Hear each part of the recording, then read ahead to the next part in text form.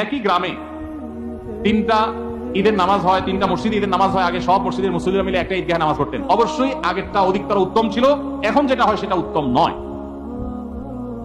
ঈদ এটা নিয়ম হলো মাঠে হবে, মসজিদে হবে না। কোন কারণ ছাড়া মসজিদে ঈদের নামাজ আদায় করা এটা সুন্নাহর খেলাফ, মাকরুহ। ভাইরা আমার, নবী করিম সাল্লাল্লাহু আলাইহি ওয়াসাল্লাম ঈদের নামাজ পড়ার জন্য মাঠে বের হয়ে যেতেন। আজ শহর তো শহর, গ্রামে মাঠ আছে, ঘাট আছে, চাইলেই অনেক সময় মাঠে নামাজ পড়া যায়, খোলা মাঠে নামাজ পড়া যায়, কিন্তু ওই মসজিদে নামাজ পড়ে। ঈদের আনন্দটাই তো মাঠে ময়দানে যাওয়ার মাধ্যমে। প্রত্যেক মসজিদে মসজিদে ঈদের নামাজ পড়া এটা কোনো উত্তম কাজ না। উত্তম হলো কয়েক মসজিদের মানুষ একত্র হয়ে একটা উন্মুক্ত জায়গায় নামাজ পড়বে, এটাই হলো সুন্নাত। ওইটা সুন্নাত না। মসজিদে মসজিদে ঈদের নামাজ পড়া এটা কি না? সুন্নাত না। অতএব আপনাদের এলাকাতে আগে যেটা হতো সেটা সুন্নাত, আবার যদি আপনারা সেটা প্রতিষ্ঠা করতে পারেন ভালো হয়। ভাইরা আমার, কেন মসজিদে মসজিদে ঈদের নামাজ হয়?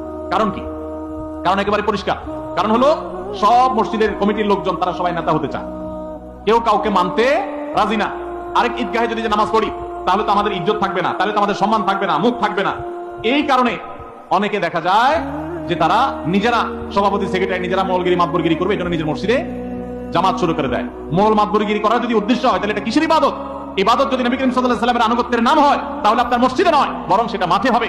প্রত্যেক মসজিদ মসজিদ না, কয়েক মসজিদের মানুষ মিলে ঈদের নামাজ হবে। দেখুন ইসলামের নামাজের ব্যবস্থাপনাটা এত সুন্দর।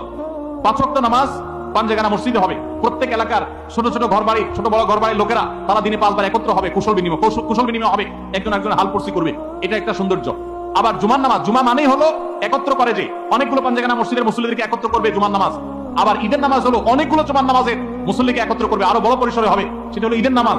আর আরাফাতের ময়দান হলো গোটা বিশ্বের মুসলমানদেরকে একত্র করবে, সেটা আরো বড় পরিসরে। এটাই হলো নামাজের সৌন্দর্য। এই চেইনটা ইসলাম দিয়েছে, কিন্তু আমরা সেটাকে নষ্ট করে ফেলেছি। এজন্য আপনাদের গ্রামে যারা 3টা মসজিদে বিভক্ত হয়েছেন তারা আবার একটা ঈদগাহে একত্র হন। আল্লাহ আপনাদেরকে সুন্নাতের উপর আসার তৌফিক দান করুন।